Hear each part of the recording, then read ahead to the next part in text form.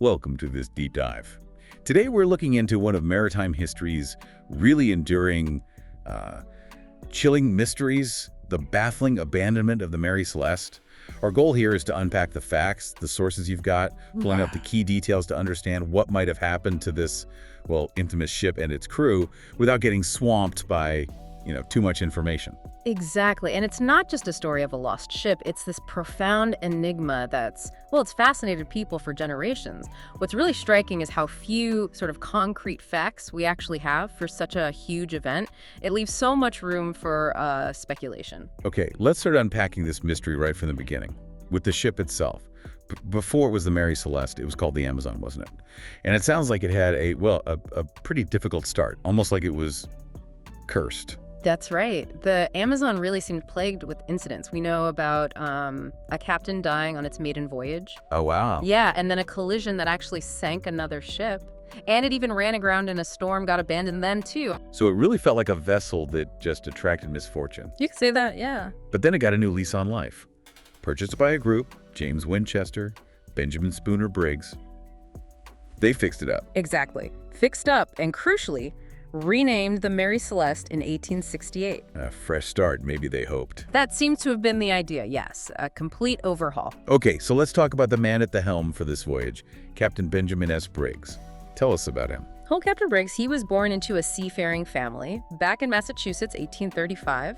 His father was a sea captain. Two of his brothers became captains, too. It was in the blood, you could say. So experienced. Oh, very. Highly regarded in his profession, known for being, careful. He picked his crew meticulously. He had his previous first mate, Albert Richardson, second mate, Andrew Gilling, and 4 German seamen.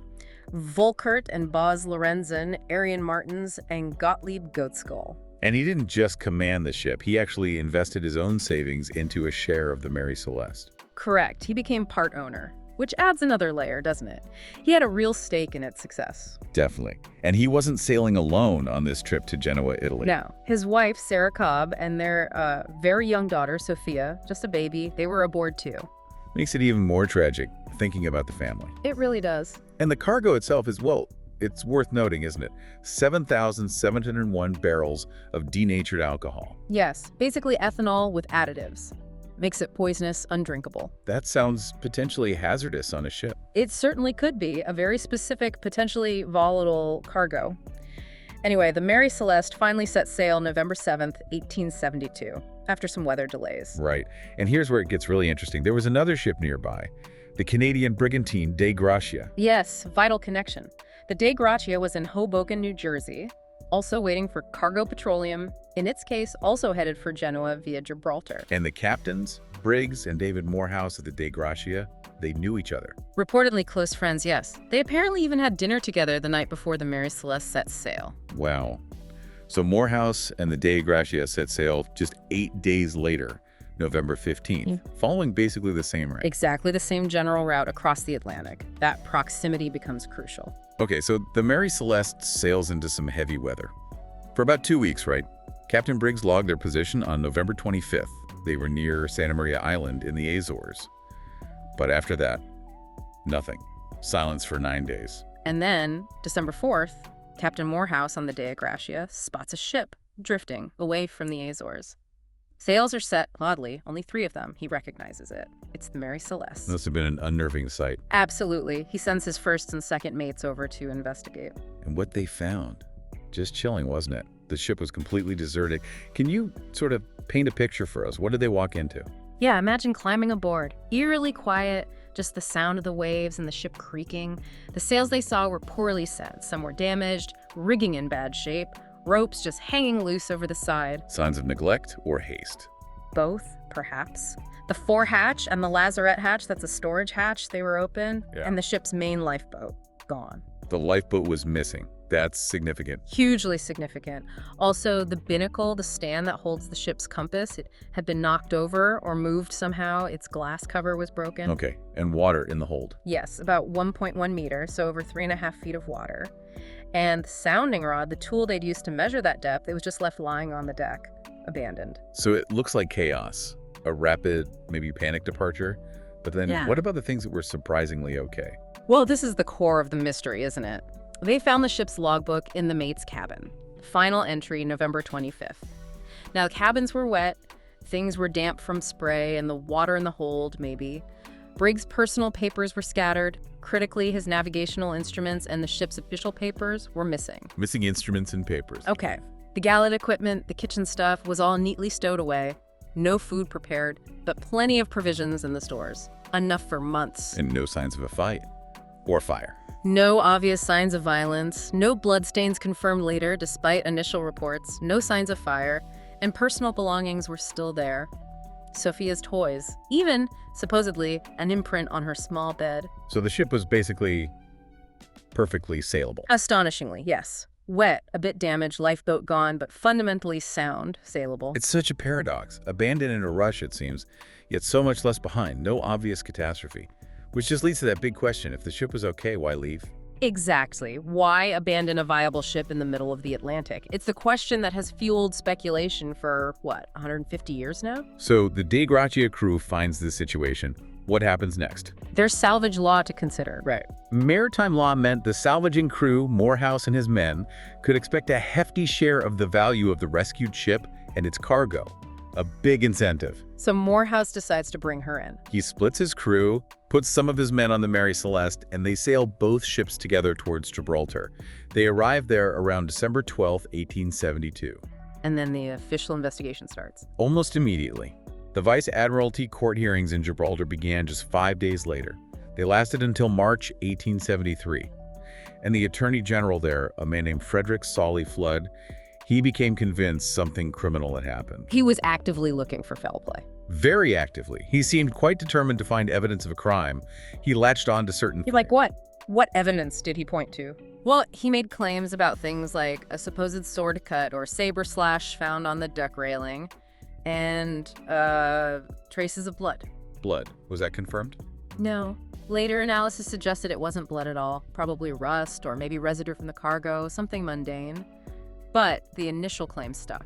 It shows how first reports can really shape the narrative, doesn't it? Yeah. Especially when someone's looking for a specific answer. Absolutely. Flood considered various scenarios: mutiny by the crew, piracy, maybe even murder by Morehouse's men to claim salvage, though that seemed unlikely. He even suspected insurance fraud involving Winchester, one of the owners. But despite this long investigation and Flood's suspicions, the court ultimately couldn't determine what happened. They awarded Morehouse and his crew a salvage payment, but it was less than expected, perhaps reflecting lingering suspicions or the lack of clear danger the ship was in.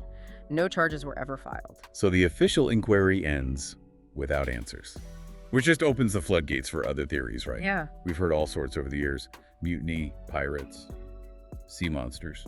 Oh, the theory started immediately and just kept coming. That Boston Post report in February 1873 jumped right onto pirates, fueled by those initial unconfirmed reports of blood and missing items. But with no hard evidence, these stayed as just theories. Some became, quite imaginative, giant octopus supernatural causes. The Mary Celeste became a magnet for speculation. Okay, let's fast forward. The Mary Celeste is still this icon of maritime mystery. Is there a more sort of modern, plausible explanation? You mentioned Blumberg's 2007 book, Abandoned Ship, Mary Celeste. What does he suggest? Bloomberg offers what many consider one of the most reasoned and compelling theories, based on the available evidence. He focuses on navigation. He suggests the Mary Celeste might have been significantly further west than Captain Briggs realized, possibly because of a faulty chronometer. The chronometer, the ship's clock used for longitude, if that was off. Exactly. It throws off your position calculation. Briggs might have expected to sight land Santa Maria Island perhaps days earlier than he actually did, based on his potentially inaccurate calculations. So he thinks he should be seeing land, but there's just ocean. For days. That would be worrying. Deeply worrying. Combine that disorientation with the rough weather they'd already endured, and that 1.1 meters of water sloshing in the hold. Which he might not have known the exact cause of, maybe feared it was rising fast. Precisely. He wouldn't necessarily know if the pumps could handle it, or if the ship had suffered hidden damage. And then there's the cargo that denatured alcohol. Could fumes have been a factor? Fear of explosion? That's another part of this theory. Some barrels might have leaked due to the rough seas or temperature changes. Perhaps there was a buildup of fumes, maybe even a small, non-damaging release of pressure or vapor that spooked them. So you've got bad weather, you're lost, there's water rising in the hold, and maybe you fear your cargo could explode. It paints a picture of mounting fear and uncertainty. Briggs, facing this combination, might have made a rapid, perhaps panic decision. He might have thought the ship was in immediate peril, maybe about to explode or founder. So abandon ship as a precaution. Get everyone into the lifeboat quickly. That's the idea. Temporarily abandon ship, maybe trail behind on a line, hoping the danger passes or intending to reboard. This would explain the missing lifeboat, the missing navigational tools he'd take those, and why the ship itself was left relatively intact without signs of a struggle or major disaster on board. It sounds plausible. It humanizes Briggs's decision, maybe.